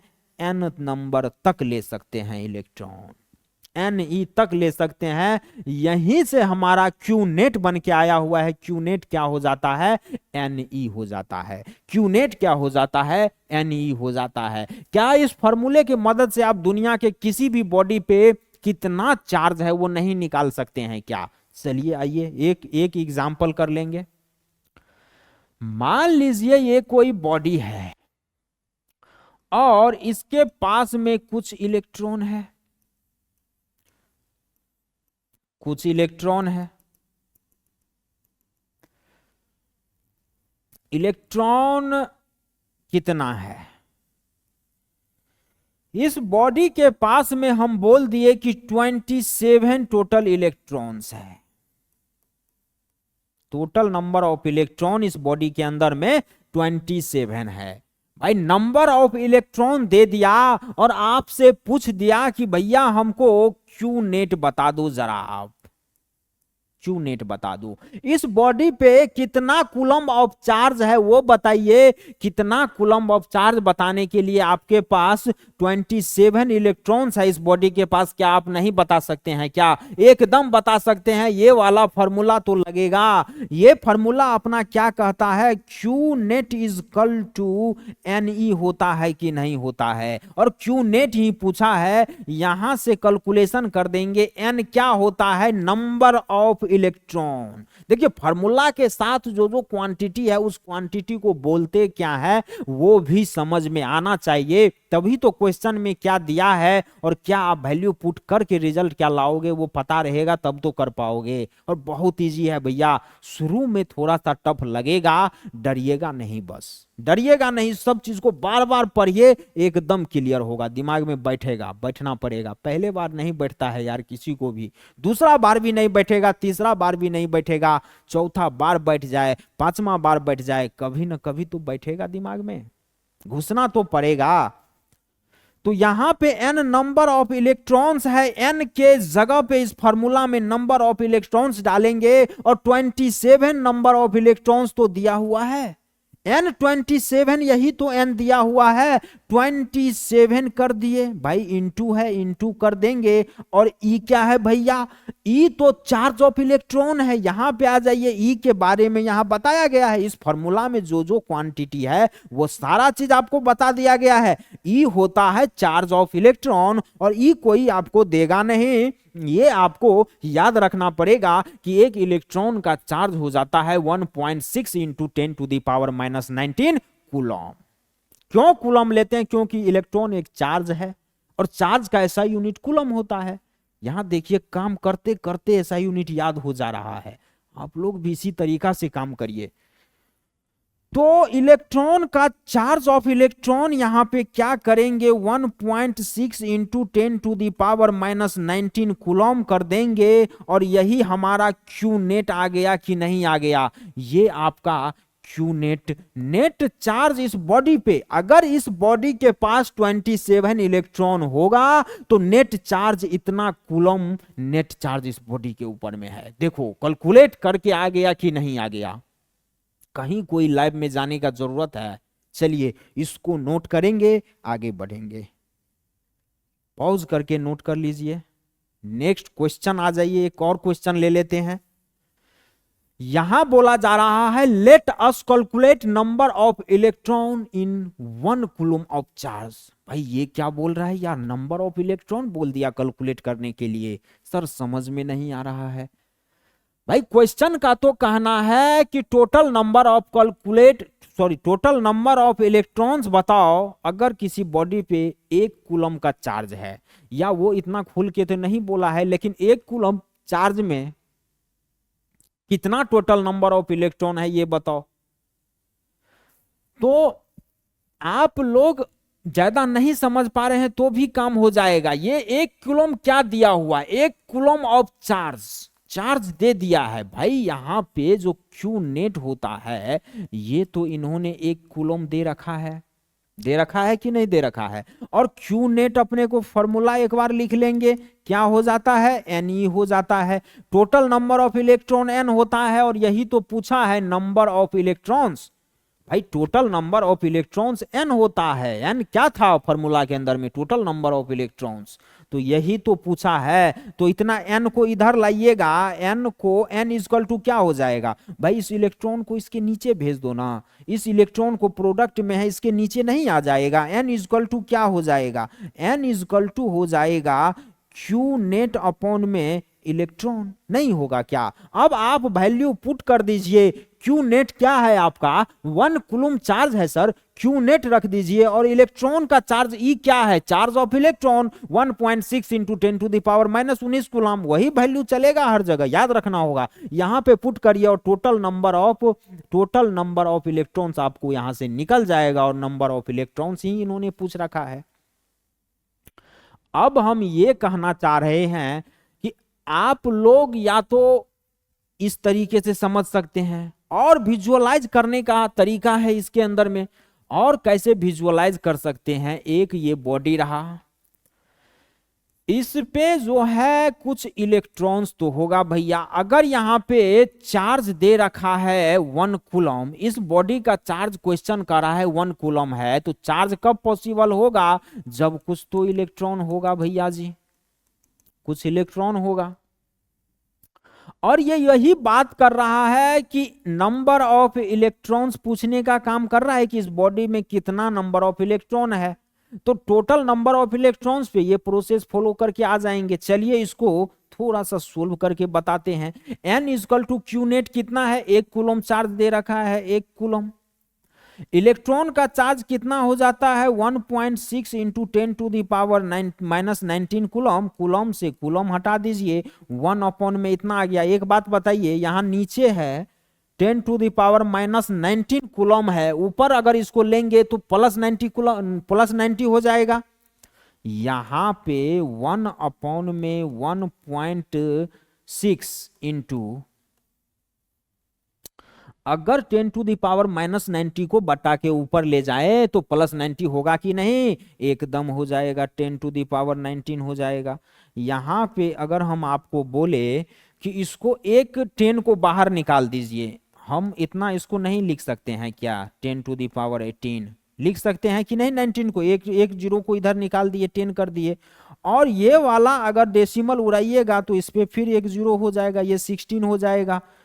ये 50 टू जा 100, 8 टू जा 16, 25 टू जा 50 और 4 टू जा 8, 2 टू जा 4, 12.5 टू जा 25, 2 1 जा 2, 6.25 आ जाएगा। जब आप 16 और 100 को डिवाइड करिएगा 2.65 आ जाएगा। यहाँ पे 2.65 इंटू 10⁻18 हो जाएगा। टोटल नंबर ऑफ इलेक्ट्रॉन कितना आ गया? 6.25 into 10⁻18। Total number of electrons जो है ना भाई, एक कूलम चार्ज में इतना बड़ा नंबर ऑफ इलेक्ट्रॉन्स रहता है। देखिए, अपने लोग को तो बस घर में लग रहा है कि भाई ये सब बल्ब जो जल रहा है, ये वायर से होके जो करंट पास हो रहा है, उसमें बस करंट पास हो रहा है। लेकिन मैक्सिमम अपने घरों में लगभग 10 से 15 कूलम का चार्ज ट्रेवल करता है। 10 से 15 कूलम का चार्ज जो है प्रोवाइड किया जाता है अपने लोग को घरों में। अगर एक कूलम चार्ज में इस नंबर को आप लिखिएगा, 10 पे जो है 18 ठो जीरो लिखिएगा, फिर कैलकुलेट कर भी नहीं पाइएगा, इतना बड़ा नंबर होगा।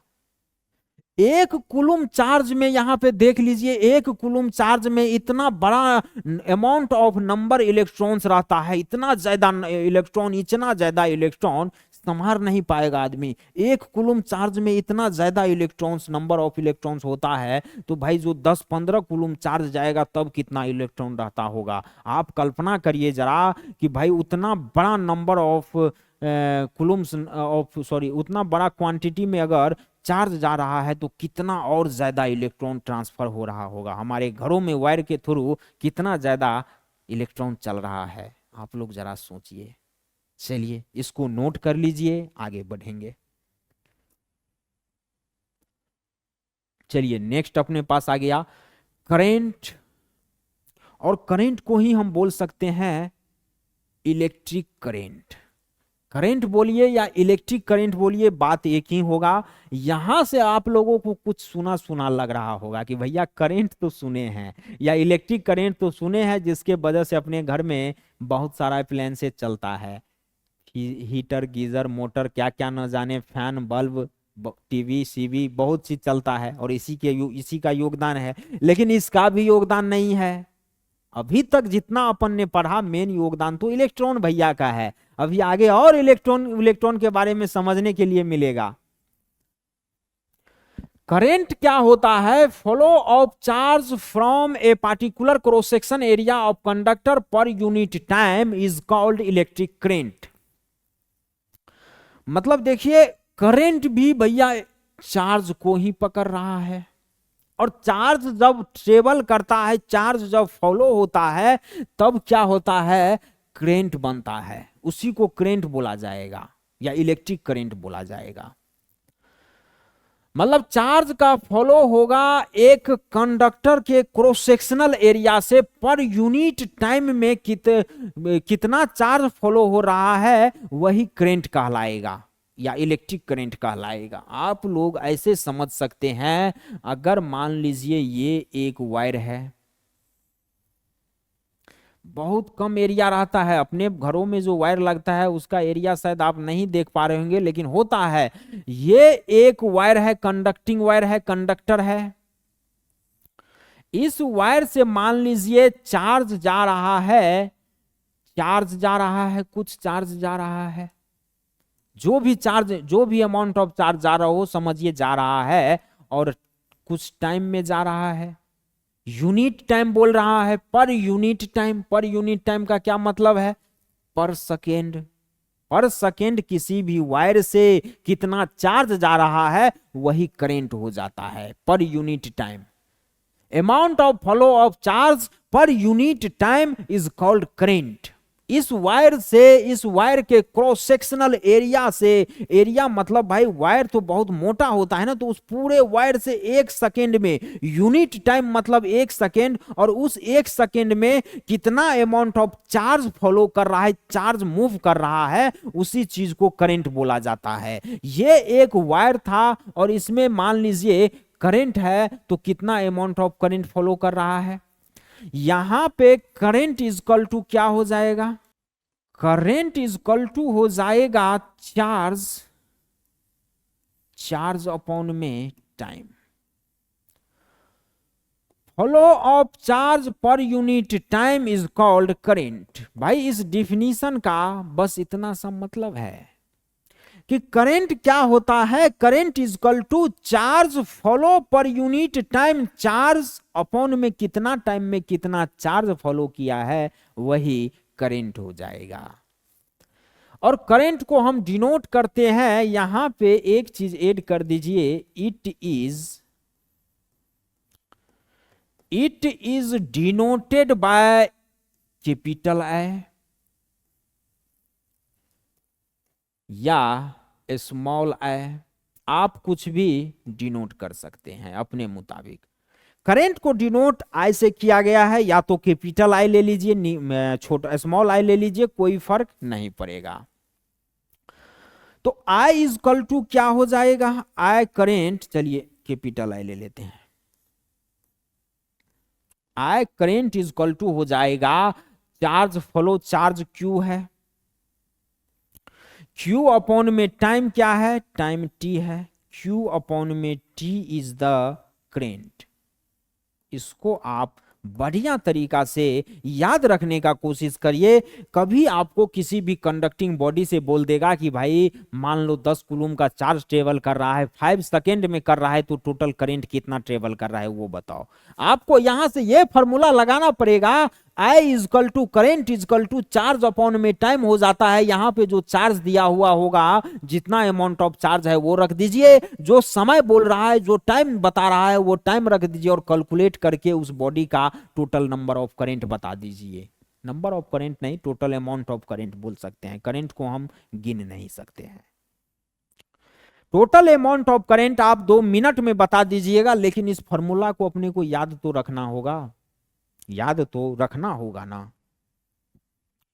अब आ जाइए एसआई यूनिट क्या हो जाता है, एसआई यूनिट ऑफ करंट क्या हो जाता है। यहां ले लेंगे SI unit of current, SI unit, SI unit of current, SI unit of current हो जाएगा। यहां देख लीजिए current I is equal to क्या हो जाता है? Current I is equal to charge upon में टाइम हो जाता है, और एसआई यूनिट हम यहीं से निकाल लेंगे। चार्ज जो है, चार्ज का एसआई यूनिट क्या होता है? याद करो, कूलम, सी कूलम अपॉन में टाइम का एसआई यूनिट क्या हो जाता है? सेकेंड, सेकेंड हो जाता है। और इसको क्या लिख सकते हैं? सेकेंड को ऊपर करोगे तो -1 हो जाएगा, सी कूलम्ब सेकेंड पर सेकेंड। देखिए ऐसे भी रहेगा तो आपको यही पढ़ना होगा, कूलम्ब पर सेकेंड। करंट क्या होगा? कूलम्ब पर सेकेंड। और एक चीज इसको बोल सकते हैं, या तो कूलम्ब पर सेकेंड बोल दीजिए या एम्पियर बोल दीजिए। करंट का ऐसा यूनिट एम्पियर, कैपिटल ए भी बोला जाता है। ये क्यों बोला जाता है इसको अभी जस्ट आगे देख लेंगे। आप लोग यहां पे बस इतना ध्यान रखने का कोशिश कीजिए कि भाई करंट का एसआई यूनिट या तो कूलम्ब पर सेकेंड, कूलम्ब पर सेकेंड कैसे होगा? कूलम्ब अपॉन में सेकेंड, कूलम्ब पर सेकेंड पढ़ा जाएगा, या कूलम्ब इंटू सेकेंड पे -1 रहेगा तो भी इसको कूलम्ब पर सेकेंड ही पढ़ा जाएगा, या एम्पियर कैपिटल ए रहे तो भी अपने को समझना होगा कि भाई ये ऐसा यूनिट ऑफ करंट है। समझ में आ रहा होगा। करंट का ऐसा यूनिट क्या होता है, कूलम पर सेकेंड या एम्पियर, कूलम पर सेकेंड या एम्पियर, ये सब ऑब्जेक्टिव में आता है, वेरी वेरी इंपॉर्टेंट चीज है। तो अब एक बात बताइए, यहां पे कुछ एग्जाम्पल लेने का कोशिश करेंगे। ये एक वायर है, वायर ए है, ठीक है। इस वायर से चार्ज हमारा जो है वो 5 कूलम जा रहा है। टाइम जो है 1 सेकेंड है। तो इस पे करंट कितना है वो बताने के लिए क्या करिएगा, करंट इज इक्वल टू क्या हो जाएगा, चार्ज अपॉन में टाइम। चार्ज क्या है, 5 कूलम है, और टाइम क्या है, 1 सेकेंड है। तो यहाँ पे 5 कूलम पर सेकेंड हो जाएगा कि नहीं करंट, या 5 एम्पियर भी बोल सकते हैं। यहाँ पे करंट इस वायर में कितना हो गया, 5 कूलम पर सेकेंड। चलिए इसको नोट कीजिए, आगे देखते हैं और देखेंगे इस पे। पॉज कर लीजिए, चलिए नेक्स्ट आ जाइए। पहले एक बार एम्पियर को देख लेते हैं, फिर और कोरिलेट कर पाइएगा कि भाई इलेक्ट्रिक करंट का ऐसा यूनिट हम एम्पियर क्यों लिए।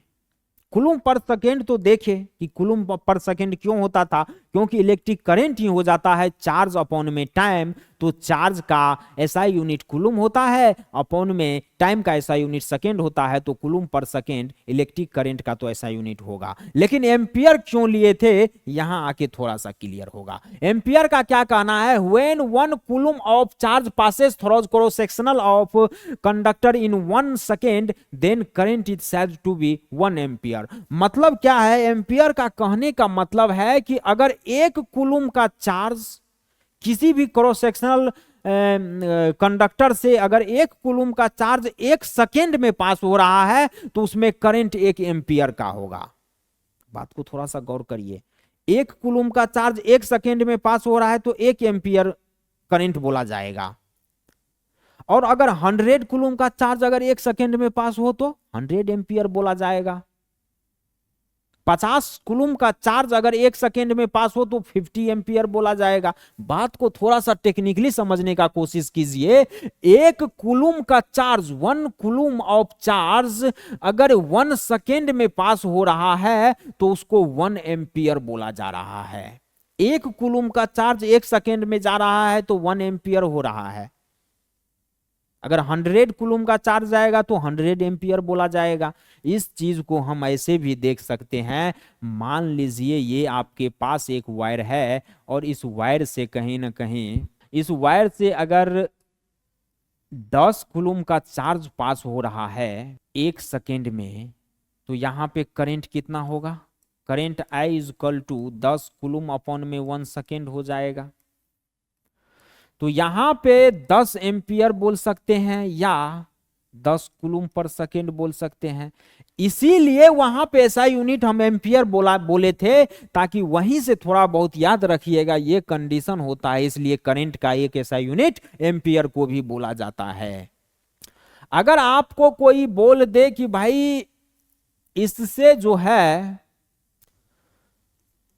100 एम्पियर का करंट पास हो रहा है, तो आप क्या बोलिएगा, करंट 100 एम्पियर का पास हो रहा है, मतलब 100 ampere is equal to 100 coulomb upon में 1 सेकेंड बोल सकते हैं। ऐसा भी बोल सकते हैं, सॉरी, ये भी हो सकता है। 100 एम्पियर का मतलब क्या हो जाएगा, 100 कूलम अपॉन में 100 सेकेंड। अगर एक वायर है आपके पास, यहां पे मान लीजिए करंट इस डायरेक्शन में जा रहा है, और करंट आपका अगर 20 कूलम का यहां पे चार्ज फॉलो कर रहा है, टाइम कितना है, टाइम जो है 5 सेकेंड का है, तो कितना एम्पियर ऑफ करंट इस वायर से गुजर रहा है आप नहीं बता पाइएगा क्या। आपके पास तो एक ही फॉर्मूला था करंट का, I is equal to Q upon में टाइम। Q कितना है, 20 कूलम है, टाइम कितना है 5 सेकेंड है, मतलब 5 4 जा 20 हो जाता है। 5 एम्पियर करंट हुआ कि नहीं हुआ, बताइए। 4 कूलम पर सेकेंड जा रहा है, 4 कूलम चार्ज यहां से 1 सेकेंड में जा रहा है। इसका ये भी आप और लगा के लिखते हैं। चलिए यहां पे और हम क्या बोल सकते हैं, और 4 coulomb per second, SI unit एक ये भी तो होता है। मतलब 4 कूलम चार्ज 1 सेकेंड में, यूनिट टाइम पर सेकेंड।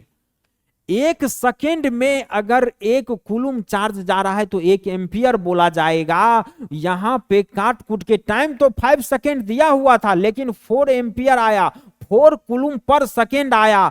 मतलब 1 सेकेंड में 4 कूलम चार्ज जा रहा है। और अगर 1 सेकेंड में 4 कूलम जा रहा है तभी तो 5 सेकेंड में 20 कूलम जा रहा है। थोड़ा सा मैथमेटिकल रिलेशन को भी समझना पड़ेगा यहां पे। अगर 5 सेकेंड में 20 कूलम जा रहा है तो 1 सेकेंड का निकाल लेंगे तो उतना एम्पियर ऑफ करंट जा रहा होगा। एम्पियर का वही कहना है, बात को समझने का कोशिश करिएगा। तो यहां पे वही चीज निकला कि भाई 4 कूलम चार्ज 1 सेकेंड में जा रहा है, तभी 5 सेकेंड में 20 कूलम जा रहा होगा, जो कि सही भी आ रहा है। तो 4 कूलम मतलब 4 कूलम पर सेकेंड मतलब करंट कितना जा रहा है 1 सेकेंड में? 4 एम्पियर जा रहा है। 1 सेकेंड में 1 कूलम जा रहा था तो 1 एम्पियर करंट हो रहा है। 1 सेकेंड में 100 कूलम चार्ज जा रहा है, 100 एम्पियर करंट हो रहा है। टाइम 1 ही सेकेंड होना चाहिए। कि यहां पे हम ये नहीं बोल सकते हैं कि भाई 20 एम्पियर चार्ज, 20 एम्पियर तो इस कंडीशन में बोल ही नहीं सकते हैं। क्या 20 एम्पियर, 20 कूलम चार्ज जो है 20 एम्पियर करंट कैसे होगा? 20 कूलम चार्ज क्या 1 मिनट में जा रहा है? नहीं जा रहा है। 1 सेकेंड में जा रहा है? नहीं जा रहा है। पर सेकेंड का बात हो रहा है, 5 सेकेंड में जा रहा है। तो उसको कैलकुलेट करके हम देखें कि अगर 20 कूलम चार्ज 5 सेकेंड में जा रहा है तो 1 सेकेंड में कितना चार्ज जा रहा होगा? 1 सेकेंड में 4 कूलम चार्ज जा रहा था, तो 1 सेकेंड में 4 जा रहा है तो 4 एम्पियर बोल सकते हैं। यहां तक क्लियर है? कोई दिक्कत है? कोई दिक्कत? कोई दिक्कत नहीं होना चाहिए। चलिए आगे बढ़ते हैं। अब आ जाइए डायरेक्शन ऑफ करंट क्या होता है। डायरेक्शन ऑफ करंट के लिए थोड़ा सा, यहां मान लीजिए ये वायर है, ये वायर है, ये एक सेल लगा दिए हैं। ये सेल का पॉजिटिव टर्मिनल है और ये निगेटिव टर्मिनल है। ये बड़ा वाला पॉजिटिव टर्मिनल है, छोटा वाला निगेटिव टर्मिनल है, और ये एक स्विच दे दिए हैं, स्विच है ये एक बल्ब लगा दिए हैं, बल्ब लगा दिए हैं। जैसे बल्ब का स्विच दिए, ऑन किए स्विच को, बल्ब जलने लगा। बल्ब जला मतलब इस डायरेक्शन ऑफ करंट क्या होगा? इस सर्किट के अंदर, ये जो सर्किट आप लोगों को दिया गया है, करंट किधर मूव कर रहा होगा? इधर से ऐसे आ रहा होगा तब बल्ब जल रहा है, या इधर से जा रहा है? उसी चीज को अभी समझने का कोशिश कर रहे हैं। क्या बोल रहा है? Electric current flow from positive terminal to negative terminal of battery. मतलब डायरेक्शन ऑफ करंट मिला कि नहीं मिला? डायरेक्शन ऑफ करंट के लिए बोल रहा है कि करंट कहां से कहां फ्लो कर रहा है? पॉजिटिव टर्मिनल से निगेटिव टर्मिनल के तरफ। इस बैटरी का पॉजिटिव टर्मिनल से निगेटिव टर्मिनल के तरफ फ्लो कर रहा है। और क्या बोल रहा है? And electrons move from negative terminal to the positive terminal of cell और बैटरी। मतलब इलेक्ट्रॉन मूव कर रहा है निगेटिव टर्मिनल से पॉजिटिव टर्मिनल बैटरी के। डायरेक्शन ऑफ करंट के लिए बोला जा रहा है कि पॉजिटिव टर्मिनल से निकल रहा है, सेल के पॉजिटिव टर्मिनल से निगेटिव टर्मिनल के तरफ आ रहा है। ये करंट जा रहा है, ये करंट जा रहा है, ये करंट जा रहा है, ये करंट जा रहा है, ये करंट जा रहा है, ये करंट है। यहां आप लोगों को दिख रहा होगा कि करंट किधर से किधर जा रहा है। पॉजिटिव टर्मिनल से करंट निकल के निगेटिव टर्मिनल में जा रहा है। अपने को इतना समझ में आ गया कि भाई डायरेक्शन ऑफ करंट ऑलवेज ये चीज रहेगा, कभी नहीं बदलेगा। इस चीज को एक कॉन्सेप्ट मान के अभी फिट कर लीजिए, इसको एक लॉक लगा दीजिए, कभी ये चेंज होने वाला बात नहीं है। जहां भी होगा डायरेक्शन ऑफ करंट जो है पॉजिटिव टर्मिनल से निगेटिव टर्मिनल के तरफ होगा हमेशा। और क्या बोल रहा है? अगर दरअसल करंट अगर मूव कर रहा है, तो करंट मूव कर रहा है मतलब क्या हो रहा है? इलेक्ट्रॉन चार्ज कहीं ना कहीं, करंट किसके वजह से हो रहा है? करंट है क्या? एक प्रकार का एनर्जी है जो कि चार्ज के वजह से, इलेक्ट्रॉन के वजह से एराइज होता है, एनर्जी बनता है। भाई करंट तो अपन ने पहले इस चैप्टर में क्लियर हो चुका है। तो अगर करंट इधर जा रहा है, दरअसल करंट वरेंट कुछ नहीं जा रहा है भैया, अपने को समझना पड़ेगा। करंट तो एक एनर्जी है, और वो एनर्जी किसके वजह से हो रहा है? चार्ज के वजह से। और चार्ज क्या है? इलेक्ट्रॉन का खेल है। तो करंट अगर पॉजिटिव टर्मिनल से निगेटिव टर्मिनल में जा रहा है तो इलेक्ट्रॉन का खेल चल रहा होगा। मतलब कहने का क्या मतलब है कि इलेक्ट्रॉन मूव कर रहा है, electron move from negative terminal to positive terminal of cell और battery, negative terminal to positive terminal of cell और बैटरी। मतलब इलेक्ट्रॉन मूव कर रहा है, ये वाला अपना इलेक्ट्रॉन हो जाएगा, ये निगेटिव टर्मिनल से पॉजिटिव टर्मिनल में आ रहा है, इधर इलेक्ट्रॉन मूव कर रहा है, इधर इलेक्ट्रॉन मूव कर रहा है, यहां इलेक्ट्रॉन चल रहा है, इलेक्ट्रॉन चल रहा है। समझ में आ रहा होगा। देखिए, अपने को डायरेक्शन ऑफ करंट के बारे में क्या समझना होगा कि positive terminal to negative terminal direction of current होता है। और डायरेक्शन ऑफ करंट क्या है भाई? करंट तो एक एनर्जी है, उसके पीछे उस एनर्जी का कारण क्या है? इलेक्ट्रॉन है। दरअसल इलेक्ट्रॉन का मूवमेंट हो रहा है तो एक एनर्जी बन रहा है, एराइज हो रहा है एनर्जी, और उसी एनर्जी के कारण विद्युत इलेक्ट्रिक करंट प्रवाह हो रहा है, फॉलो हो रहा है। और डायरेक्शन के बारे में क्या बात करेंगे? Positive terminal to negative terminal electric current जाएगा, और इलेक्ट्रॉन जो है निगेटिव टर्मिनल से पॉजिटिव टर्मिनल के तरफ जाएगा। इलेक्ट्रॉन और करंट का डायरेक्शन अपोजिट है कि नहीं है? बताइए। हमेशा इलेक्ट्रॉन के उल्टा डायरेक्शन में कभी भी इलेक्ट्रिक करंट जाएगा, और इलेक्ट्रिक करंट के उल्टा डायरेक्शन अपोजिट डायरेक्शन में कभी भी इलेक्ट्रॉन जाएगा। ये चीज आप लोग दिमाग में बैठा लीजिए। यहां तो चलिए सेल देगा, सेल देगा तब तो इजी हो जाएगा यार। सेल के लिए तो अपने को ध्यान में रखना होगा, आपके घर में भी एक बैटरी होता है, उसका पॉजिटिव टर्मिनल निगेटिव टर्मिनल होता है। तो आप उस बैटरी को देख के इतना सोच सकते हैं कि करंट जो है कभी भी पॉजिटिव टर्मिनल से निगेटिव टर्मिनल जा रहा है, और इलेक्ट्रॉन क्या हो रहा है? Negative terminal to positive terminal दे रहा है। अगर सेल देगा तब तो इजी हो जाएगा। कभी अगर सेल नहीं दे और डायरेक्ट एक वायर दे देगा, मान लीजिए एक ये वायर दे दिए और हम बोले कि इलेक्ट्रॉन इधर मूव कर रहा है इस वायर में, अगर इलेक्ट्रॉन इधर मूव कर रहा है तो करंट किधर मूव कर रहा होगा? अब तो सेल नहीं दिया हुआ है, तो अपन ने तो यहां पे पढ़ रखा है ना कि डायरेक्शन ऑफ करंट जो है अपोजिट होता है डायरेक्शन ऑफ इलेक्ट्रॉन के, या डायरेक्शन ऑफ इलेक्ट्रॉन अपोजिट होता है डायरेक्शन ऑफ करंट के। अगर इलेक्ट्रॉन इधर जा रहा है तो करंट किधर जा रहा होगा? करंट इसके अपोजिट डायरेक्शन में जा रहा होगा। करंट आई जो है इसके अपोजिट डायरेक्शन में जा रहा होगा। अगर मान लीजिए इधर अगर कभी बोल दे कि करंट जा रहा है इधर, तो इलेक्ट्रॉन किधर मूव कर रहा होगा? इलेक्ट्रॉन करंट के अपोजिट डायरेक्शन में मूव कर रहा होगा। इतना बस दिमाग में बैठाइए कि इलेक्ट्रॉन जिस डायरेक्शन में जाएगा उसके अपोजिट डायरेक्शन में करंट जाएगा, करंट जिस डायरेक्शन में जाएगा उसके अपोजिट डायरेक्शन में इलेक्ट्रॉन जाएगा। और सेल के कंडीशन, सेल के टर्म में तो अपन को याद ही रहता है। आज की क्लास को यहीं तक रखेंगे, पढ़ते रहिए, बढ़िया से पढ़िए। आज अभी तक अपन लोग ने क्या क्या पढ़ा? दो फार्मूला पढ़ा, और वो दोनों बहुत ही इंपॉर्टेंट फार्मूला है कि किसी भी बॉडी पे चार्ज निकालने का क्या फार्मूला होता है? क्यू नेट, क्यू नेट हो जाता है एन ई, एन क्या होता है? टोटल नंबर ऑफ इलेक्ट्रॉन्स, और ई क्या हो जाता है? चार्ज ऑफ इलेक्ट्रॉन्स, और चार्ज ऑफ इलेक्ट्रॉन्स क्या होता है? 1.6 इंटू 10⁻⁻19 कूलम हो जाता है। एसआई यूनिट ऑफ चार्ज क्या होता है? कूलम हो जाता है, कैपिटल सी से रिप्रेजेंट करते हैं। इसके बाद किसी भी बॉडी का इलेक्ट्रिक करंट कैसे हम बताएंगे कि भाई इस बॉडी में कितना अमाउंट ऑफ करंट फ्लो कर रहा है, यहां इस वायर में कितना करंट है, ये कैसे बताएंगे? तो करंट क्या हो जाता है? Charge flow per unit time is current. कितना चार्ज उस वायर से, अगर आप इस वायर का करंट हमको कैलकुलेट करने के लिए बोल रहे हैं तो इस वायर से कितना अमाउंट ऑफ चार्ज फॉलो हो रहा है कितना टाइम में, वो बता दीजिए, तो हम बता देंगे कि भाई कितना करंट फॉलो हो रहा है। Current I is equal to हो जाता है चार्ज अपॉन में टाइम, चार्ज अपॉन में time is equal to current होता है, और करंट का ऐसा यूनिट हो जाता है कूलम, और एम्पियर भी होता है। लेकिन एम्पियर का कंडीशन क्या होता है? अगर मान लो 100 एम्पियर बोल दिया इस वायर से जा रहा है, तो अपन को क्या मानना होगा कि 100 एम्पियर का मतलब हो गया कि 100 कूलम चार्ज जो है 1 सेकेंड में ट्रांसफर हो रहा है इस वायर से। 100 एम्पियर का मतलब है 100 एम्पियर करंट का मतलब है 100 कूलम चार्ज 1 सेकेंड में जा रहा है। तो ये दो फार्मूला और दो एसआई यूनिट, करंट और चार्ज का फार्मूला, करंट और चार्ज का एसआई यूनिट। किसी भी बॉडी में करंट के लिए क्या करोगे, चार्ज अपॉन में टाइम। करंट का एसआई यूनिट क्या होता है, कूलम पर सेकेंड और एम्पियर।